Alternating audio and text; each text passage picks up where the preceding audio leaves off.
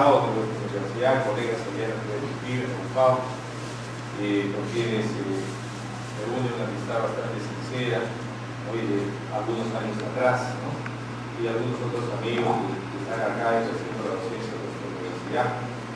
El agradecimiento pues, a Jesús por las coordinaciones hechas, a todo el comité organizador por la gentil, no solamente invitación, sino recepción, preocupación durante todos estos días para que mi llegada haya sido de la mejor manera. Entonces, de verdad, mi gratitud para todos ustedes y para ustedes, los presidentes, siempre lo digo, yo puedo ser el presente, pero ustedes son el futuro, por lo tanto, se merecen cosas buenas. Gracias de verdad por venir aquí.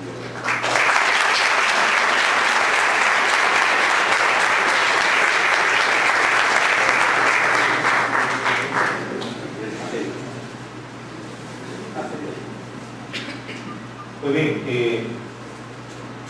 permítanme rápidamente hablar acerca de lo que va a ser el tema que vamos a abordar el día de hoy. Me habían pedido el tema de sistemas de aislación sísmica y disipación de energía. En pocas palabras, disipador y aislador sísmico en la base.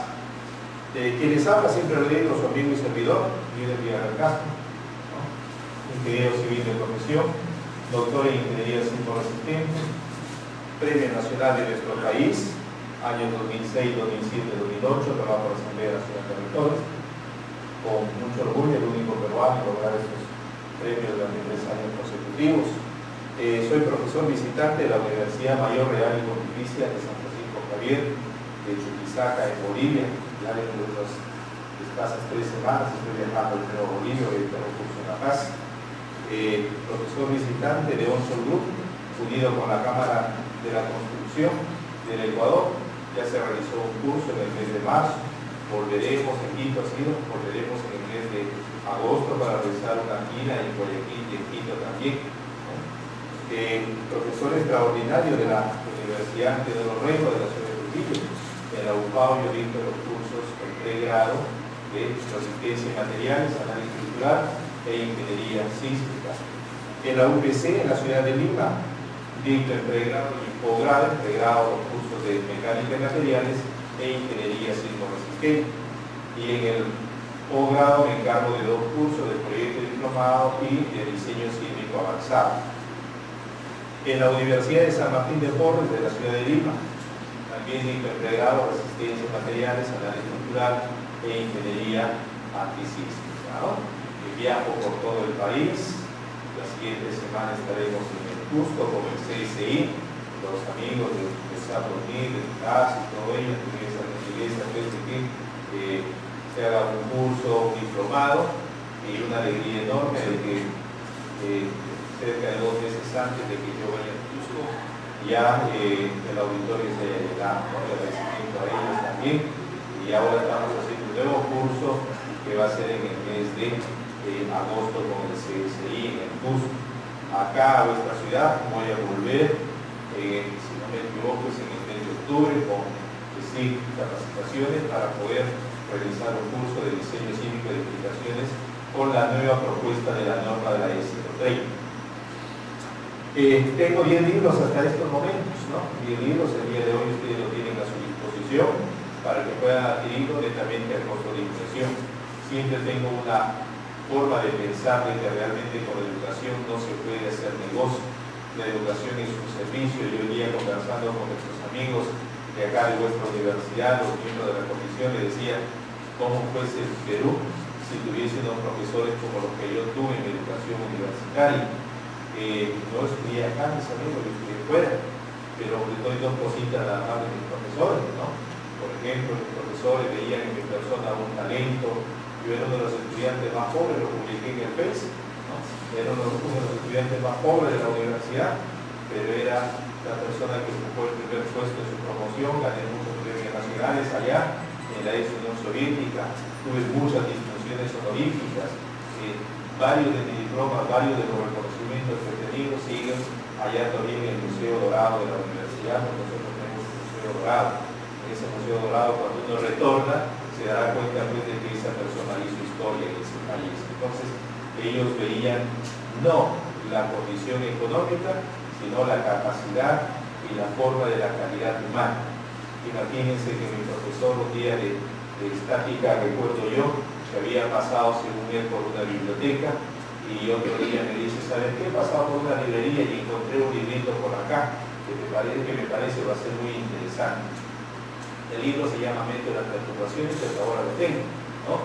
Que pertenece netamente a la mecánica analítica, ¿no? Entonces me dice, mira, he visto este librito y me pareció interesante y yo te lo estoy obsequiando. Acá en el Perú, que el profesor regala a su alumno cuando tiene talento, que sea un pequeño libro, es muy difícil, ¿no? El profesor ya se fijaba mucho en el estudiante en el sentido de que si este joven tiene talento, yo pertenecía al círculo científico de los jóvenes de la universidad, y yo por ser extranjero tenía una grave restricción, no podía pertenecer, solamente pertenecen los estudiantes ciudadanos de la Federación de Rusia. Yo no podía pertenecer por ser extranjero. Y un día me da la noticia de acá de la facultad, que me dice, ¿sabes qué? Jenner, tú vas a pertenecer al círculo científico. Yo le dije, pero ¿cómo puedo pertenecer si yo sé las reglas que son claras? Yo como extranjero tengo una limitación que no puedo pertenecer. Pues bien, le dije, como extranjero tienes esa limitación, pero soy yo el garante con el cual tú vas a pertenecer a este equipo científico. Y ahí nos preparaba a los futuros, se podría decir, investigadores, los hombres del mañana, ¿no? Eso, en pocas palabras, estoy poco a poco luchando, estoy poco a poco cambiando el chip mental. Quiero que todas estas generaciones, las de ustedes y las futuras, se lleven en su mente que la pobreza es la mayor riqueza, porque el que tiene cerebro no es necesario que tenga una economía sólida para poder crecer. Tiene usted una fuerza interior, una energía interna que es más grande que cualquier disipador o aislador químico. Eso quiero que ustedes lo graben mentalmente, y aquellos que tienen las buenas posibilidades que las sepan explotar, que lo exploten, porque el Perú necesita de una nueva generación, el Perú necesita de gente comprometida con un desarrollo nacional. No necesitamos gente que se atasque en el pasado, no necesitamos gente que se enfrasque y que no quiera compartir los conocimientos. Los conocimientos tienen que ser libres, tienen que estar al alcance de todos, tienen que ser definitivamente compartidos al 100%. Esa es la generación que yo quiero que algún día, cuando yo no esté, por lo menos recuerden de que realmente he acuñado dentro de sus mentes ese mensaje: libertad del conocimiento. Sí. Vamos a mirar un poquito el estado actual de las normas sudamericanas. Miramos nuestro país, Ecuador, Colombia, Bolivia y Chile. Perú, con la propuesta de la S-30 del año 2014, la actual propuesta. Análisis estático, todos los países lo tenemos. Análisis dinámico, todos los países lo tenemos.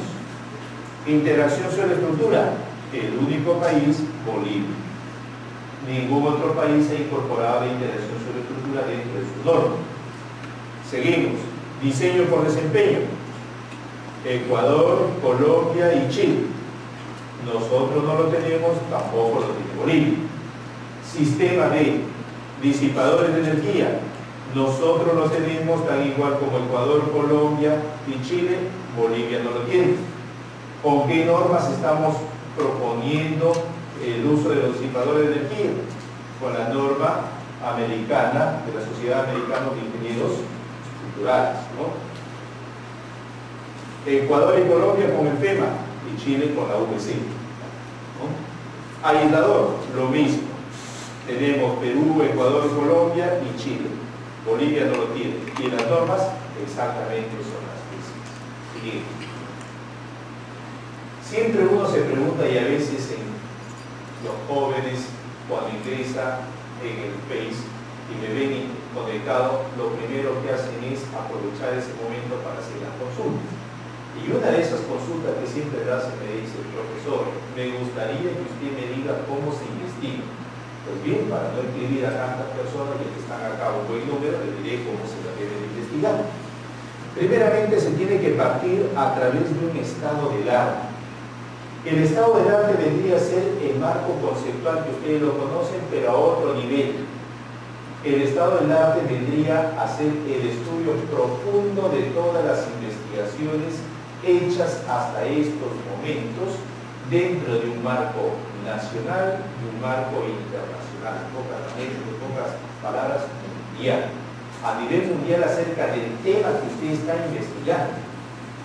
Es decir, si usted va a investigar acerca de disipadores, lógicamente que tiene que tener el marco teórico de los disipadores. Y ese circuito va a tener que usted ir poco a poco alimentándolo, mejorando. Después de ver un estado del arte o tener un estado del arte adecuado, usted debe elaborar una metodología. Tiene que haber un proceso lógico. Puede haber un modelo con el cual usted va a elaborar, ¿no? Como también puede tener fórmulas, porque hay investigaciones, nuevamente, hay investigaciones teóricas, ¿no? Las teóricas nos permiten crear fórmulas, ¿no? Nos permiten determinar algunos parámetros especiales. En cambio, lo que son modelos pueden ser de cálculo, modelos experimentales, ¿no? Y lo que son metodologías vienen a ser los procesos por los cuales se van a desarrollar. Entonces, yo voy a tener que ver en qué rubro estoy y qué es lo que tengo que hacer consecutivamente. Después, tengo que ver el objeto de investigación. Si yo tengo ya la metodología y todo el proceso, ahora tengo que analizarlo en un contexto real. Es decir, me voy a dirigir a lo que es netamente la parte del edificio en pocas palabras, ¿no? Con el edificio ya usted va a poder utilizar su metodología, su modelo, todo lo que usted tiene con la intención de poder realizar el análisis, ¿no? Una vez que ya tiene el objeto de investigación,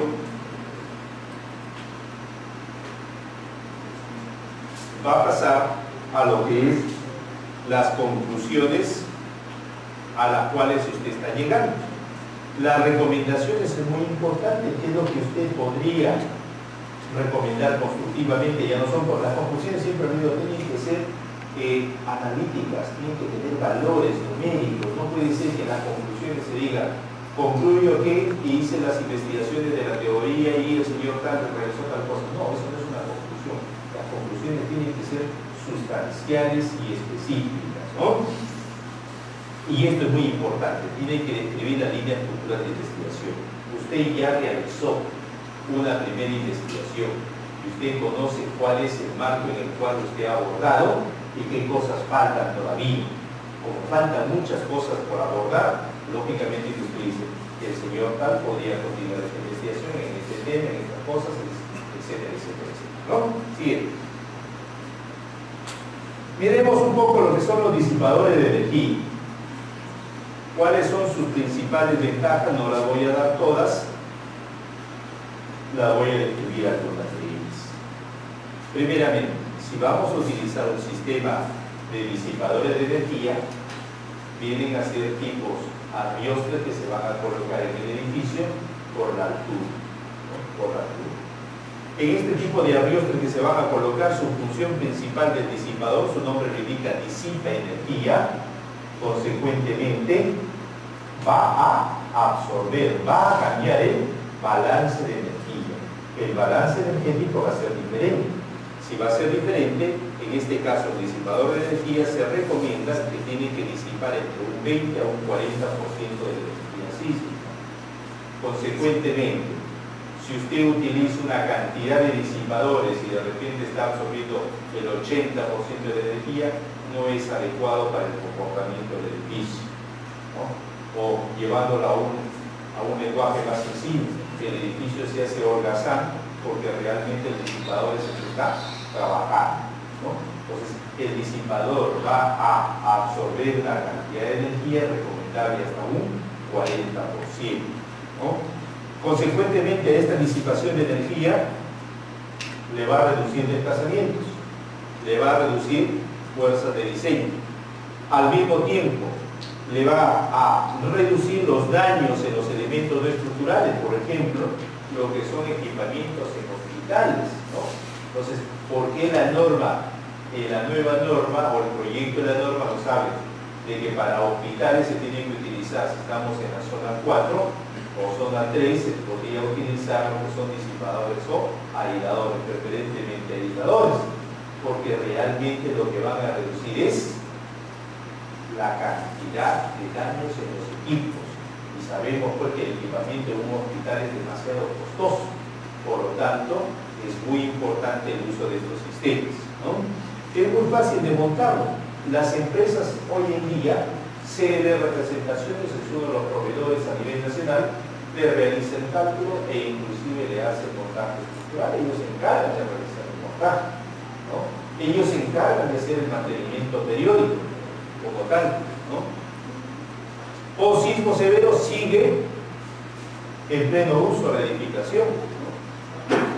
Se puede calibrar por sismo, nada más, no es necesario reemplazar el disipador como tal, y le permite reducir lógicamente costos en concreto y acero, reducción de sección. Siguiente. Tenemos proyectos ya realizados en nuestro país.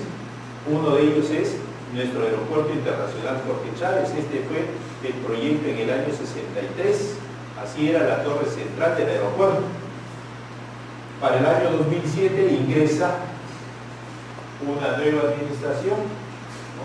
Este consorcio internacional pide la reevaluación o la evaluación del diagnóstico estructural del aeropuerto Jorge Chávez, la torre central, y se dan cuenta de que hay un déficit de absorción de energía de un 40%. Llegan a un plano final en el cual se utilizarán los disipadores de energía. Estos disipadores han sido colocados en el aeropuerto en un marco tipo chevron, como ustedes ven, una B invertida. Acá está conectado el disipador, no está acá, sino está acá, la parte de la conexión casi con la vía, ¿no? Ahí está conectado el disipador. En algunos casos, cuando uno está en el aeropuerto, se dará cuenta que hay un momento en el cual lo cubre con la intención de efectuar el mantenimiento, ¿no? De la calibración se podría ver en qué estado se encuentra. Claro está que todavía no ha sido esforzado, ¿no? Ojalá pues siempre se dice, ¿no? Para poder ver la calidad del disipador, que es una marca Taylor, la que se utilizó, un disipador de fluido viscoso. Ojalá que ocurra un sismo severo con la intención de ver el verdadero comportamiento del fluido disipador, ¿no? Siguiente.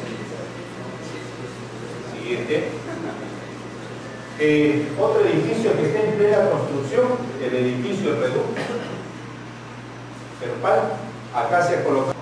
Ahora miremos el contexto real. ¿Cuáles son los disipadores más utilizados en el país? El viscoso.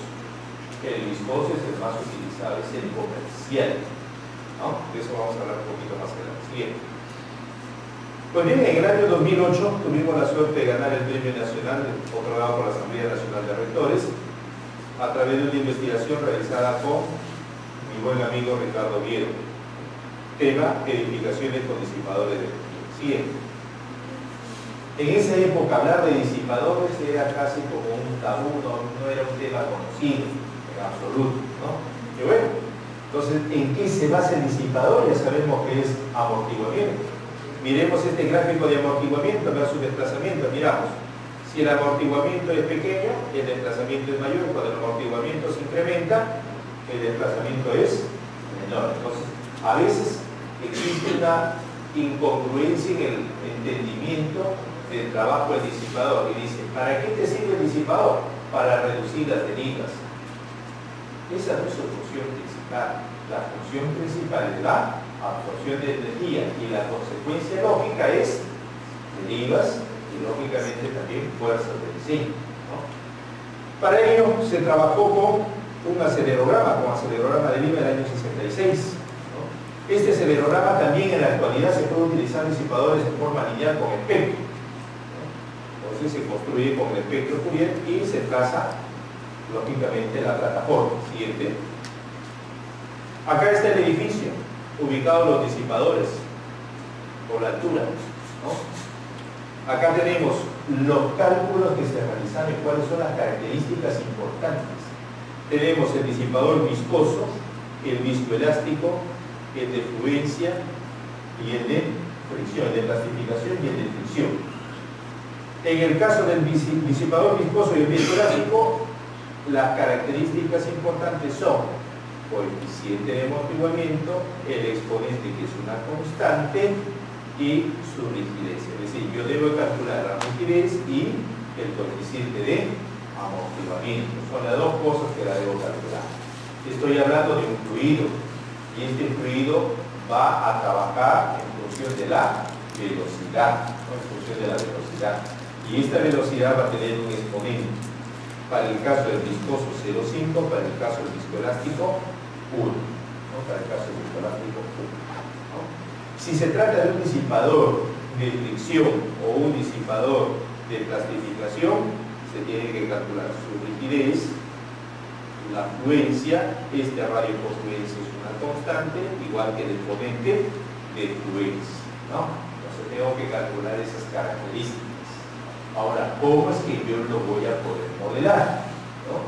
Viene la otra incógnita, ¿no? Para poder modelar, yo sé de que este disipador tiene un punto de partida y tiene un punto final. Como tal, en este punto de partida y este punto final viene a ser la unión, en pocas palabras, como un elemento tipo pre, con la diferencia de que no es un elemento tipo barra normal, como una sección, sino es un elemento no lineal, ¿no? Entonces me voy al n-line, ¿no? Y en el n-line, ¿no? Yo voy a ver para lo que son dos puntos, ¿no? Dos puntos, ¿no? Entre dos puntos, en pocas palabras. Y lo voy a modelar como un elemento tipo lambda, ¿no? Como un elemento tipo lambda. Si yo quiero utilizar este de fricción y de plastificación, ya no lo puedo hacer como un elemento tipo lambda, porque las características principales ya no es el coeficiente de amortiguamiento y la rigidez, sino son todos estos, ¿no? Y para eso, ¿qué tengo que incorporar? Ya otra característica. Dentro de los mismos softwares le permite la utilización en el SAP, en el TAPS, allí aparece plástico, ¿no? Dentro de los mismos disipadores, ahí aparece lambda, plástico. Se va al plástico, entre los puntos, y ahí va a ingresar todas estas características. Cuando ve el menú, le aparecen todas estas características que usted debe de ingresar, ¿no? Siguiente. ¿Cómo se calcula el disipador viscoso? El comercial, ya les dije, marca técnica. Y los comerciales que se venden en el Perú son de 250 kilómetros y de 500 kilonewtons. Los costos aproximados con los cuales están, ¿no? Se han reducido en el tiempo, ¿no? Antes eran más costosos, hoy en día es un poquito más cómodos, ¿no? Pero están por el orden de los $4,000, $5,000 el de 250 y por el orden de $7,000, $8,000 lo que es el de 500 kilómetros, ¿no? ¿Cómo se va a calcular las características que aparece el disipador viscoso? ¿No? Para el viscoso, primero debo determinar la amplitud de desplazamiento. La amplitud de desplazamiento va a depender de la gravedad, del factor de participación de modo fundamental, de la aceleración espectral, del periodo, del primer modo, empotado se supone, ¿no? De este coeficiente de amortiguamiento que es una constante y lógicamente del pi que todos conocemos. Resultado en milímetros, dando la gravedad como tal, como 981, ¿no? Centímetros sobre segundo cuadrado. Siguiente. Luego debemos de calcular el coeficiente de amortiguamiento. ¿Se acuerdan? El coeficiente de amortiguamiento va a ser muy importante, ¿no? En este coeficiente de amortiguamiento me hace falta dos características: el coeficiente de amortiguamiento y la rigidez. En el coeficiente de amortiguamiento, este radio de amortiguamiento es la diagonal constante de 0,4 para ese tipo de disipador. Esto ya lo calculé, lo que es el peso tributario por piso en ese sector donde está el disipador, ¿no? Desplazamiento del modo 1. Este lambda viene a ser un parámetro que lo voy a obtener por el FEMA. Ese lambda lo voy a obtener por el FEMA. Voy al FEMA y ahí voy a encontrar el valor del lambda, ¿no? Este θ viene a ser el ángulo de inclinación del disipador. Con todo ello obtengo mi coeficiente de amortiguamiento. Y finalmente la rigidez del disipador. Coeficiente de amortiguamiento sobre 10 veces el intervalo del acelerograma que estoy utilizando. Siguiente.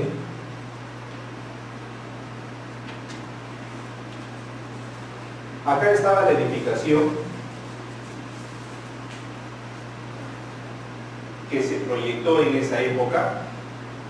Acá están los disipadores en forma simétrica. Siguiente. ¿Qué resultados? Como consecuencia del amortiguamiento, lo que voy a obtener es, no hay que preocuparse, acá está empotrado, y este viscoso que me aparece, los mismos periodos de vibración.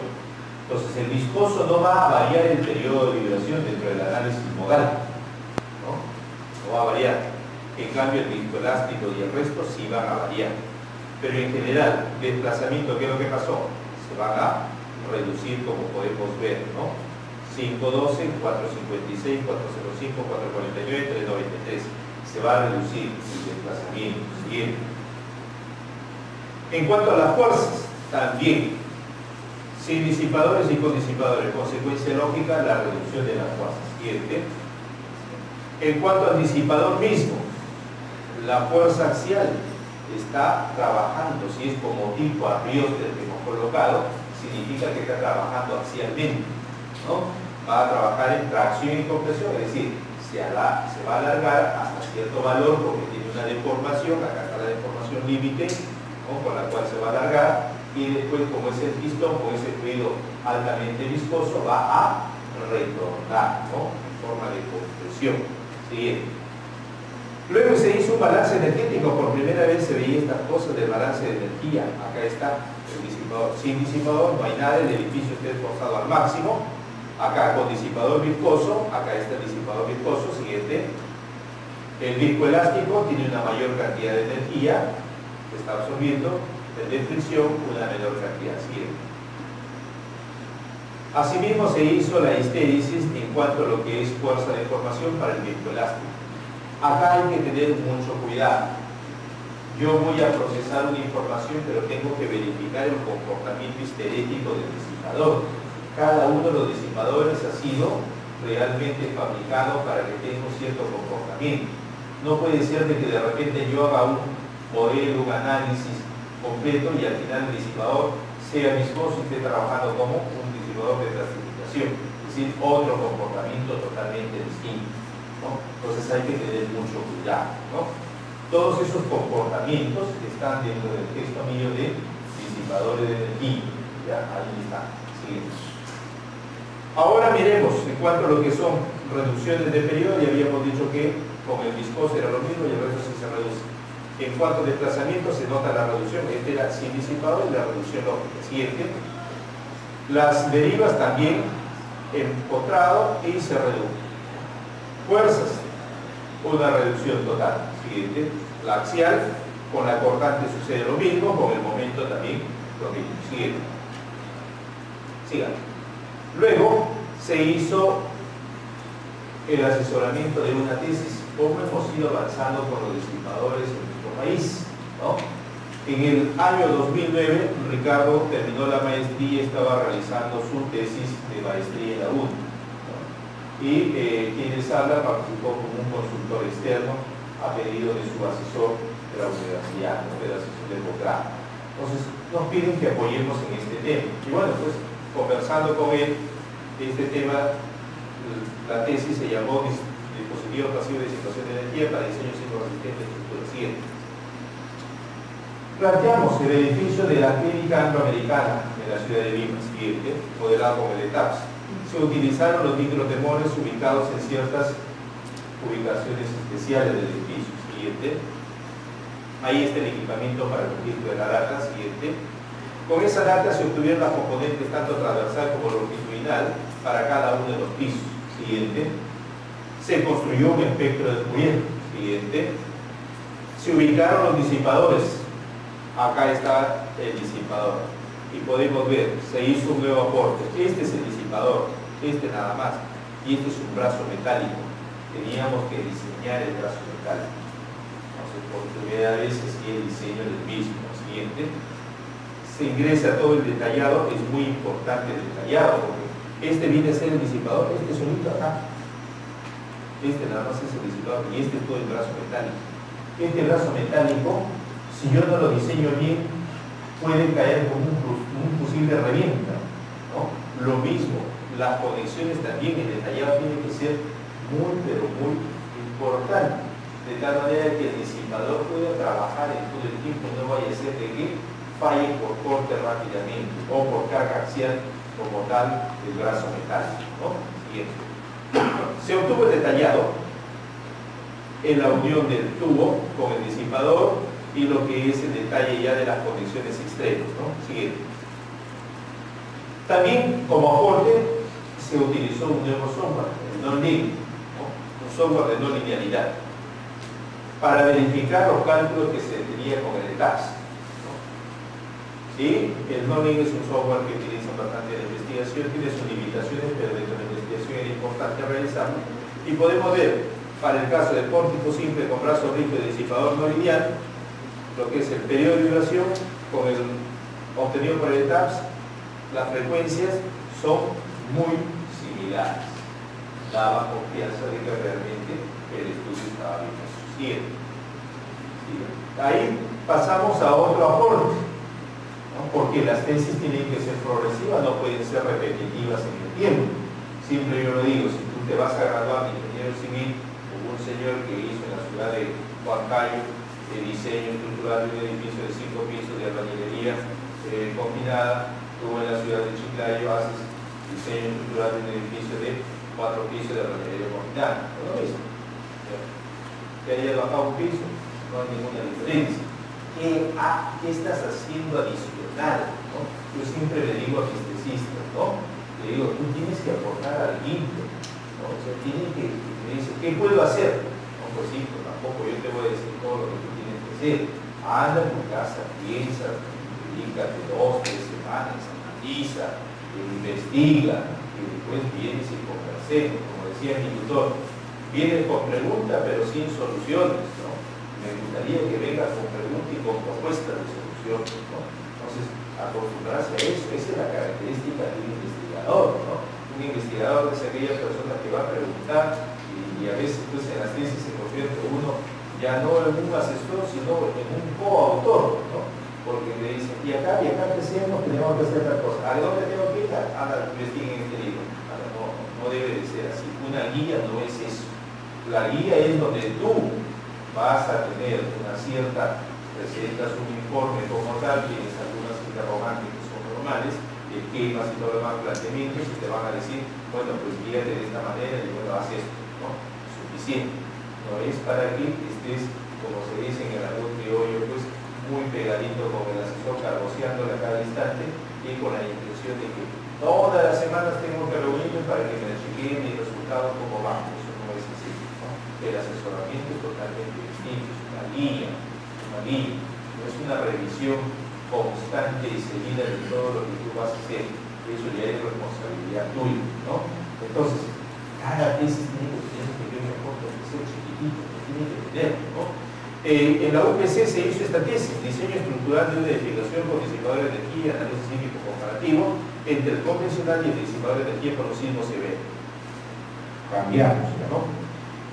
Dos autores, ingenieros ya, Cano y Sumaeca, del año 2012 en la UPC, ¿no? Siguiente. Para ello incorporamos nueva forma, ya estábamos pues año 2012, de 2008 como ustedes han visto el texto, al 2009 una variación, al 2012 tiene que haber mayor modificación, no puede ser que sigamos en lo mismo, ¿no? En esta modificación utilizamos lo que nos dice el Comité Vicio 2000. Ya empezamos con el nivel de desempeño. Para el edificio era de seguridad, ¿no? Donde el sistema permanece funcional, pero si hay daños moderados. Siguiente. Para ello, si estamos hablando de una categoría C, estamos en este color amarillo. Si estamos hablando de una categoría B, estamos acá en este color medio naranja. Estamos en categoría A, estamos en el colorcito verde, ¿no? Como teníamos seguridad de vida, nos vamos al nivel de sismo de diseño que es raro, 475 años, con lo que trabaja la norma. Perfecto. Siguiente. Acá ya se trabaja distinto. En el disipador ya tú no vas a trabajar para controlar tus derivas de acuerdo a la norma. La norma que te dice 7 por 1000. Con disipador ya no es así. Tú lo que tienes que ir es a, el 5 es moderado, como se esperaba, el tipo de edificación, y acá tienes una deriva objetivo. Entonces, con disipadores tú vas a trabajar con derivas objetivo de acuerdo a la metodología del caso, ¿no? Siguiente. Acá estaba la edificación, siga. Sismo raro, nivel de desempeño de seguridad y deriva objetivo de 5,8 por mil, no 7 por mil, 5,8 por mil. Sigue. Muy bueno, ¿no? Sigue. Luego pasamos, como ya habíamos hecho los difusos, pasamos a los discoelásticos. Pero esta tesis ya fue en el Ecuador, el hermano país del Ecuador, la ciudad de Guayaquil, la Universidad la Católica de Santiago de Guayaquil, y con auspicio de la Sociedad Ecuatoriana de Ingeniería Sísmica, ¿no? Un ingeniero que se graduó el año pasado y en el cual yo participé como consultor externo, ¿no? Entonces, siempre tengo tesis, ¿no? Tesis de afuera, de cualquier otro lugar, y en los cuales pues uno, por la buena voluntad que existe y a través del internet, pues nos permite en ciertos modos interactuar y apoyar. En algunos casos hasta utilizamos pues el Skype para poder conversar, para poder absorber sus preguntas, ¿no? De todo hacemos con la intención de que los jóvenes, sin mirar quién es, sino la única intención es apoyar, ¿no? Apoyar. Eso es lo más importante en la vida, que todos ustedes, ¿no? Entonces, a este amigo hermano ecuatoriano se le apoyó con su tesis ya de acero, pero con disipador viscoelástico. Siguiente. Miren lo importante que se hizo. Esta es la estructura de acero, ¿no? Con las características siguientes. Pasamos a utilizar, ya no vamos a utilizar la norma peruana, ni el ACE, ni nada.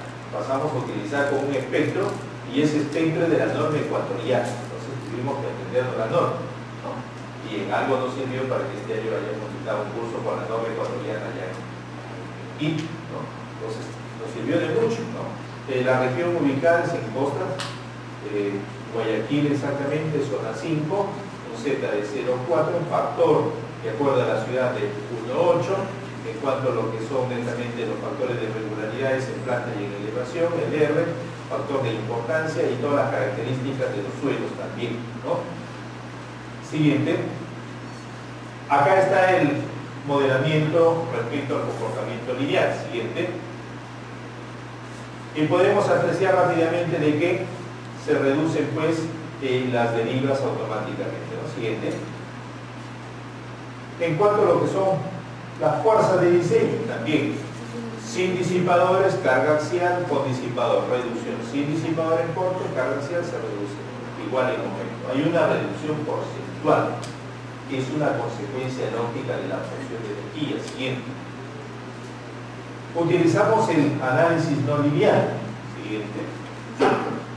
Para ello utilizamos un acelerograma del año 1993 que le proporcionó un profesor allá del Ecuador. Siguiente. Y hicimos algo muy importante. En primer lugar, la aceleración espectral la escalamos hasta 0,46. En total había 3.024 pasos en el registro. Nosotros utilizamos 4.000 pasos. ¿Para qué? Para ver el trabajo post-sismo del disipador. ¿Qué es lo que sucedía? ¿No? Los efectos de resonancia continúan, cómo es todo ese proceso, ¿no? Un aporte muy interesante. Siguiente. Al mismo tiempo, acá está ya las características, siguiente, con el exponente de 1 por el viscoelástico.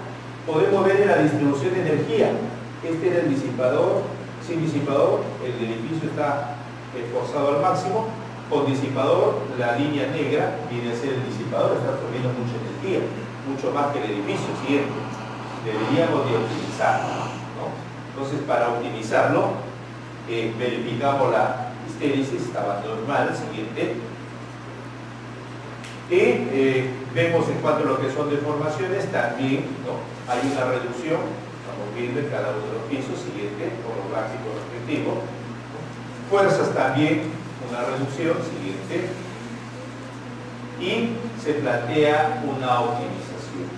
En esta optimización tenemos el edificio anterior con 58,6 toneladas de cero y el nuevo edificio con 42,4 toneladas de cero. Siguiente. Verificamos el balance de energía, la primera sin disipador, el edificio muy esforzado, con disipador primera corrida, Acá está el edificio, acá el disipador, y en el otro el edificio mucho más mayor energía que el disipador, y ya llegábamos al porcentaje adecuado, ¿no? Con eso concluimos la investigación. Siguiente. Ahí está la estéresis verificándolo, todo normal. Siguiente. De ahí se realizó una tesis que se sustentó en diciembre del año pasado en la UPC, ¿no? Un análisis comparativo entre un sistema con placas y el sistema con disipadores viscosos, ¿no? Por dos ingenieras de la UPC, ¿no? Siguiente. Se utilizaron 5 registros en total: Lima 66, Chipote 70, Lima 74, Coña 2001, Ica 2007, escalados de acuerdo a la norma A04G. Bien. Acá tenemos el sistema de reforzamiento tradicional: encamisado de columnas, arreglos metálicos, placas de concreto armado. Siguiente. Disipadores, sistemas pasivos, pueden ser disipadores como pueden ser también aisladores, ¿no? Siguiente. En cuanto a los disipadores de fluido viscoso, ¿no? Acá está precisamente lo que es el disipador, el trabajo como un fluido, un pistón que va a trabajar, va a comprimir y a traccionar, depende del fluido altamente viscoso que se utiliza, y el cual, como le decía, la fuerza va a depender mucho de la velocidad. La ubicación es del aeropuerto Jorge Chávez, tipo Chevron. El más utilizado es el diagonal, como el que estamos observando. El de scissor jack es menos utilizado. Siguiente. Acá está el proyecto del edificio, ¿no? Siguiente. Primero se hizo el análisis de la edificación inicial, ¿no? Con todas sus cargas, su metrado y todo lo demás. Siguiente. Luego de corrido, porque tenemos obligatoriamente que plantear lo que son netamente los factores de participación del desbordamiento. Siguiente. Luego, como no pasaba, incorporamos al sistema dual las placas. Remetrado. Siguiente. Acá están las placas, ¿no? Se hizo de nuevo la masa participativa, que es muy importante para los factores de participación. Siguiente. Y empezamos con un nuevo esquema ya siguiendo la metodología del FEMA, ¿no? Hacia dónde se dirige, ¿no? De nuevo, a través de niveles de desempeño versus sismo de diseño, ¿no? Utilizamos la deriva de acuerdo a el nivel de desempeño. Siguiente. Y la metodología en cuanto a lo que es el amortiguamiento, ¿no? Primeramente se va a calcular un factor de reducción que va a depender de la deriva máxima obtenida en el empotramiento versus sobre la deriva objetivo. Ahí obtienes. Una vez que has obtenido estos valores, ya es este conocido, obtienes el amortiguamiento efectivo. Al obtener el amortiguamiento efectivo, de acuerdo al FEMA, hay que descontar o reducir el 5% del concreto armado y obtenemos un amortiguamiento que inducimos en este caso 25%. Siguiente. Una vez que tienes ya el amortiguamiento, calculas lo que es la amplitud de desplazamiento, que ya la habíamos visto anteriormente en el texto, donde se utiliza unos factores para el factor de participación del modo fundamental de 1,2 hasta 1,6. La norma chilena trabaja con 1,5. Acá en nuestro país trabajamos con 1,4. Calcula la aceleración espectral y el coeficiente de amortiguamiento, que siempre es una constante de 1,27. Después, el coeficiente de amortiguamiento, el radio de amortiguamiento de 0,25, ¿no? Se calculó el ángulo de inclinación y este parámetro que le decía el lambda. ¿Se acuerdan del lambda que le decía que se utiliza a través del FEMA, ¿no? En el FEMA 274 obtenemos el factor de lambda dependiente del exponente. El exponente para el disipador viscoso es de 0,5, por lo tanto el lambda es de 3,5. Si es de 1 para el disco elástico es de 3,1. ¿no? Sigue. Se calcularon las rigideces también finales, como podemos ver, el primer piso distinto a los otros pisos. Siguiente. Y se hizo el diseño del brazo metálico.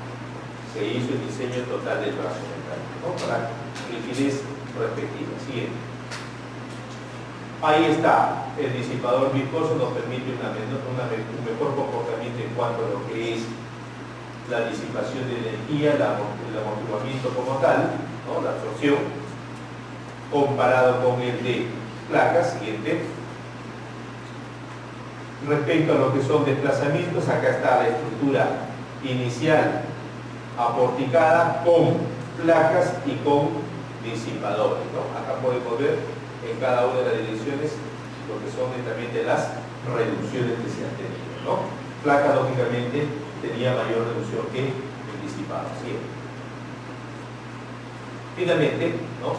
En cuanto a inversión, lo que se requirió fue un 20% adicional. En cambio, con placas se tuvo un aproximado entre 25 a 30% adicional. Consecuentemente, me salía más cómodo utilizar disipador que colocar muchas placas dentro de la edificación, ¿no? Bien. Pasamos a lo que son aisladores. Ahora en disipadores estamos terminando una tesis en la UPAO con la metodología del ACE. Como la propuesta de la norma nos dice que debemos de guiarnos con el ACE, entonces ahorita estamos terminando una tesis que calculo que un promedio de 3 meses más debe salir con una descripción total de la metodología del ACE, ¿no? De tal manera que después se publique en el blog, todos acceden y ya saben cómo es que se tiene que calcular paso a paso una metodología de diseño de disipadores, ¿no? Es la que estamos haciendo en la UPAO, y otra que estamos haciendo en la maestría de la Universidad Santiago Antonio de Mayolo, en Huaraz, porque hay muchas universidades acá en el país, y los viajes que tengo son todas las semanas. Justo le hablaba a los organizadores, pues, de que ya estamos ahorita cerrando agenda del mes de octubre, hasta el mes de septiembre está ocupadísimo, ¿no? Si me pidiesen a mí de repente, les decía, si me llegan a invitar los chicos del Congreso, no sé qué tendré que hacer. Probablemente llegar a un vuelo de la mañana, dictar una conferencia y salir en el vuelo de la tarde y faltar alguna de las universidades, porque ya tenemos ya la agenda copada, ¿no? Mucho pedido en cuanto a lo que es la actualización en nuestro país, ¿no? Y yo agradezco pues, al mercado nacional en el sentido de esa buena voluntad de la preferencia de los cursos míos, ¿no? Gracias a Dios que hay una muy buena aceptación, ¿no? En la Católica estoy asesorando una tesis de disipadores también de la maestría, y en Huaraz, que decía, de masa sincronizada. Estamos ahorita utilizando el sistema de masa sincronizada para una edificación también, ¿no? Son las tesis actuales. Y en cuanto a lo que son aisladores, estamos en la UPAO, una tesis que está recién iniciándose, y en la UBC, que ya estamos en la parte final, pero con la UBC. Entonces en la UPAO vamos a hacer con el ACE. Aislador, pero con la metodología, porque como la norma no sabíamos por dónde se iba a dirigir, ¿no? Y en el líquido base nosotros vamos por el tema de la UBC, entonces ya estamos terminando esa tesis, ¿no? Pasaremos a lo que es la de todas maneras, ¿no? Bien, en cuanto a lo que es el sistema de aislamiento sísmico, el aislador viene a ser el que va a separar el suelo, se podría decir, el movimiento sísmico del edificio.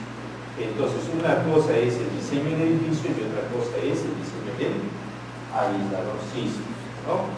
Va a dar un mayor amortiguamiento, entonces va a absorber energía y va a retransmitir una menor cantidad. Acá vemos un edificio empotrado, un gran desplazamiento, muchos daños. Acá no, todo el bloque se mueve con derivas prácticamente ceros.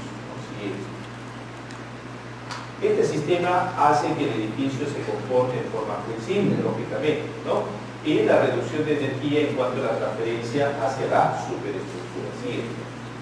Acá tenemos el sistema de aislamiento sísmico. ¿Cuál es el sistema? Acá vemos marca DIS, ¿no? Los aisladores sísmicos que se están utilizando en el país y los que se están proveyendo son los de marca DIS. Significa los aisladores del núcleo de plomo. Aislador del núcleo de plomo, es el que se está utilizando en nuestro mercado nacional, ¿no? Es muy reconocido ese aislador, es catalogado como uno de los mejores a nivel mundial, ¿no? Y gracias a Dios estamos utilizando ese tipo de sistemas de aislamiento. Acá vemos la plataforma de conexión con la superestructura y la plataforma de conexión con la cimentación. Siguiente. Te va a reducir derivas y aceleraciones hasta un 75%. Si bien las distorsiones de piso, lógicamente las aceleraciones se reducen y los daños son mínimos. Consecuentemente, la estructura queda operativa 100%. Siguiente. Tenemos los aisladores deslizantes y los elastoméricos, ¿no? Siguiente. Dentro de los elastoméricos tenemos los aisladores de goma de bajo amortiguamiento, el aislador con núcleo de plomo,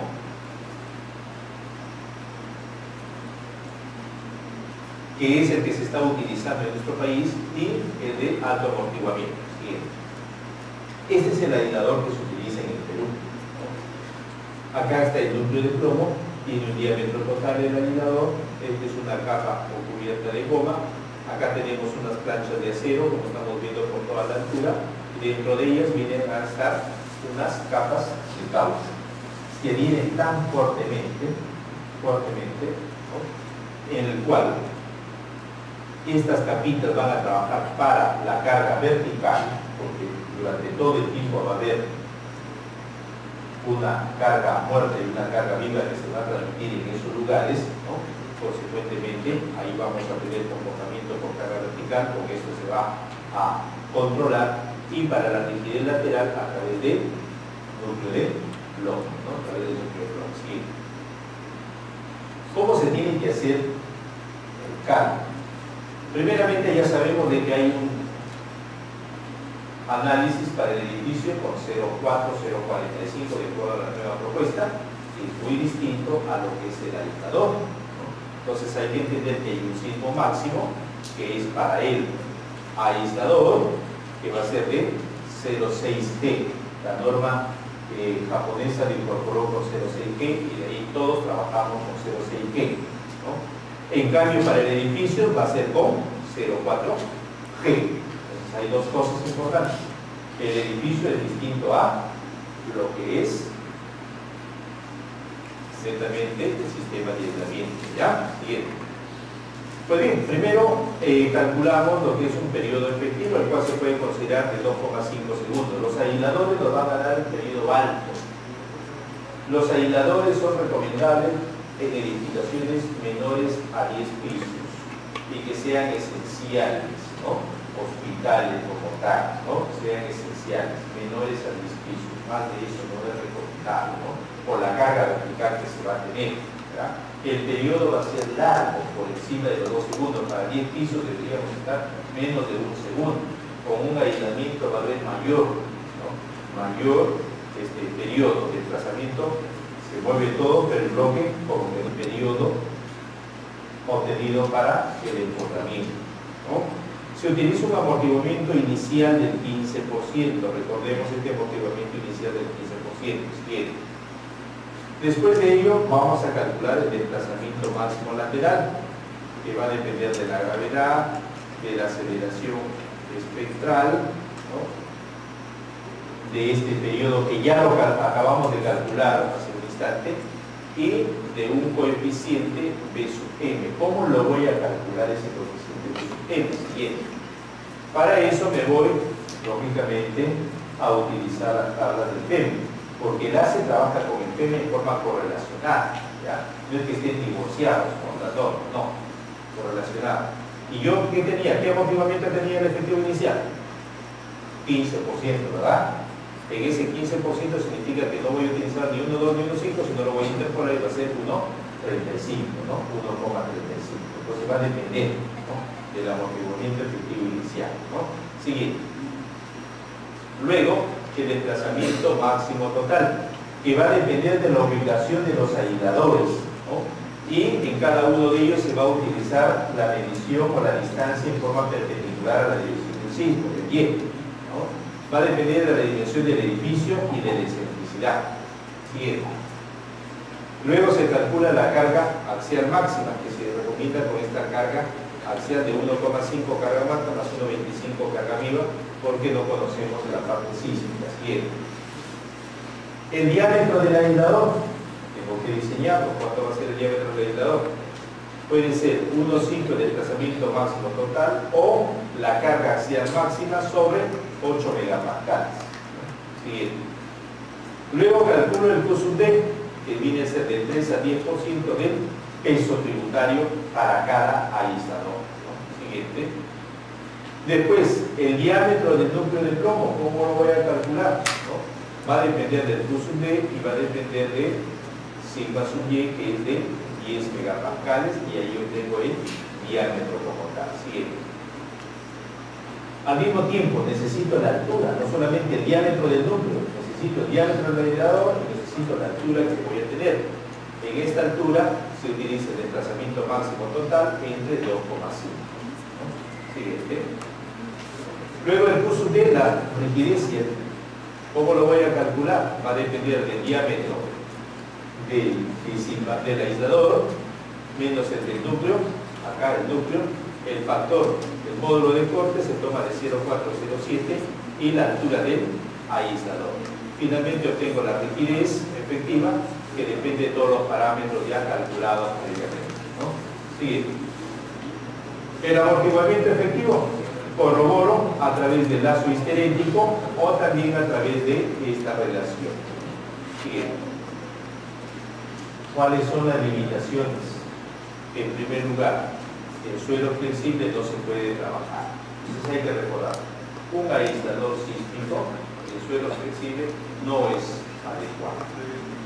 Un disipador, el suelo flexible tampoco es adecuado, ¿no? ¿En qué tipo de suelo es el aislador? Suelos rígidos. Factor de importancia esencial, ¿no? Disipador, suelos rígidos, factor de importancia esencial o importante, ¿no? De acuerdo a nuestras categorías A o B, ¿no? Los periodos de las edificaciones van a ser mayores a 2 segundos. No se debe de utilizar cuando las cargas de viento son mayores a 10% del peso del edificio. Y también el aislador necesita lógicamente desplazarse en forma libre. Y para que se desplace en forma libre, entonces tiene que tener un espacio adecuado. Si no hay espacio, no se puede utilizar. La edificación tiene que estar independiente. Otro de los problemas que pueden existir vienen a ser con las escaleras. Si la escalera tú la vas a aislar dentro del aislador, ¿no? La escalera vas a aislar, ¿no? Ahí también, o lo que son completamente los ascensores, ¿no? La caja, si tú quieres aislarla, ahí puedes tener algunos problemas, ¿no? Porque vas a necesitar a veces en estos desplazamientos de repente 30 centímetros. Entonces vas a tener que esos 30 centímetros, ¿cómo que lo vas a cubrir? Porque va a tener que desplazarse, lógicamente, ¿no? En esos casos se utiliza, ¿no? Para cajas de sensor un tipo de aislador friccional, es decir, tipo pedulitativo. Un tipo pedulitativo es el que se va a utilizar para mejorar ese tipo de comportamiento, inclusive para los otros, ¿no? Siguiente. En el año 2010, en la universidad donde yo hice el doctorado, me pidieron que por favor apoye en forma de consultor externo acerca de una investigación teórica experimental de un edificio con aislador de goma y planchas metálicas, ¿no? El autor, un doctor, ¿no? No era doctor en ese momento, estaba presentando para que obtenga el grado de doctor, ¿no? Del país Vietnam, ¿no? Sí. Su país y su mapa de zonificación sísmica, ¿no? Para que se ubiquen, Vietnam está cerquita de China, de Laos, de Tailandia y de Camboya, ¿no? Se modeló con el ETAPS, acá está el edificio modelado con el ETAPS, siguiente. Se hizo una comparación entre la norma europea y la norma rusa. Podemos ver desplazamientos máximos muy cercanos, tanto en X como en Y. Siguiente. Acá está el sistema de aislamiento, ¿no? Acá está la plancha metálica, lo que es el sistema de caucho, ¿no? Siguiente. Se tuvo que utilizar para este cálculo la teoría de elasticidad.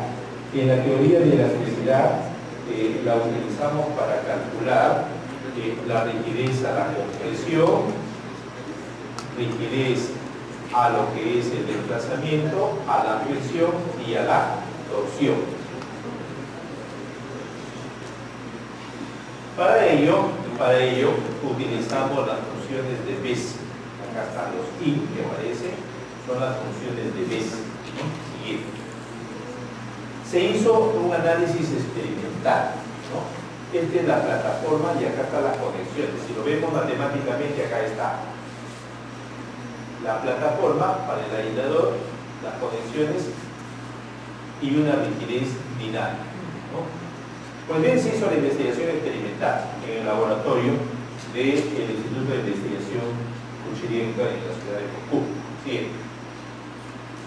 Pero también teníamos que corroborar el análisis experimental versus lo que es directamente el modelamiento matemático por método de elementos finitos, ¿no?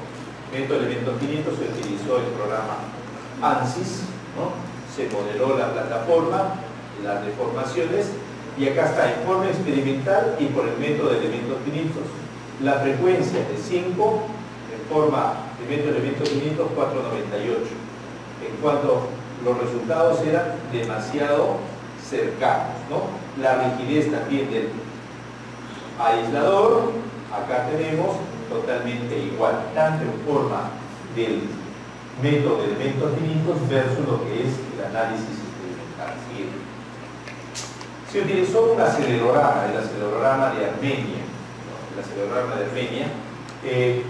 En el año 1988 ocurrió un sismo severo en Armenia. Es uno de los acelerogramas más utilizados en la Federación de Rusia, ¿no?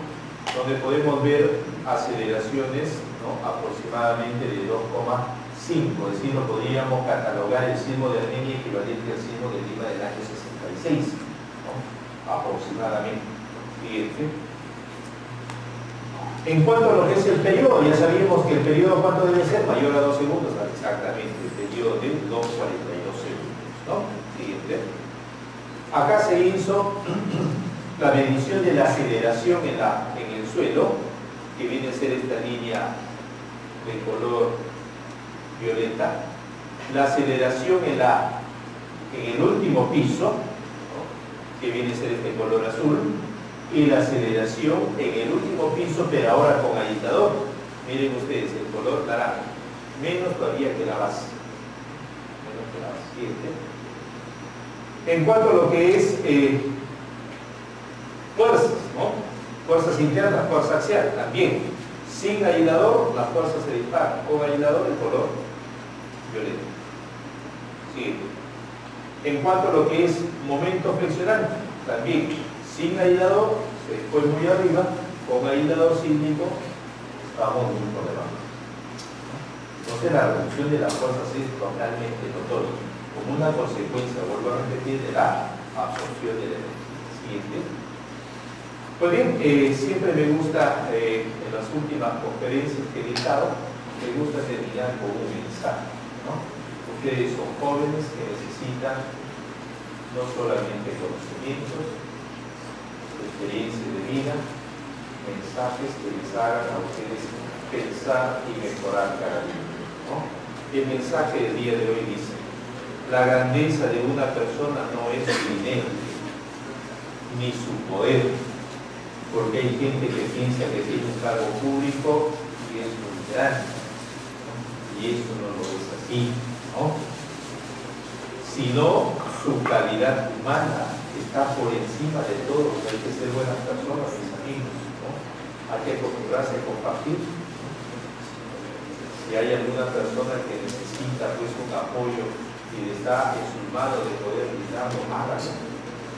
No sea egoísta, no esconda su información, no permita que su computador sea tan personal en el cual nadie puede ver ningún proyecto de lo que se está realizando. Recuérdelo siempre, lo que hoy sabes, mañana es obsoleto. Comparte. Y la excelencia profesional. No seas uno más de nosotros. Sea alguien especial. Si quieres pasar a la historia, trabaja en el día de hoy. Acá está mi correo electrónico, en la dirección del blog, el cual lo creé hace unos años atrás, pensando en llevar mis clases a cada una de las universidades, a cada una de las instituciones, y yo dije, será solamente mío. Por eso es que le puse mi nombre, ¿no? Mi nombre completo, porque decía, la única persona que se va a acordar soy yo, no va a haber otra persona, ¿no? Mi nombre completo. Y empezaron a interactuar, como es bilingüe, empezaron a buscar información y en fin, y este blog se ha convertido pues, hoy en día en el lugar de concentración de todos los amantes de la ingeniería. Es el blog más visto de habla hispana en ingeniería, ¿no? Les agradezco a ustedes por las visitas constantes, a todas las personas que realmente hacen este blog y ya estoy llegando al 1.000.000 de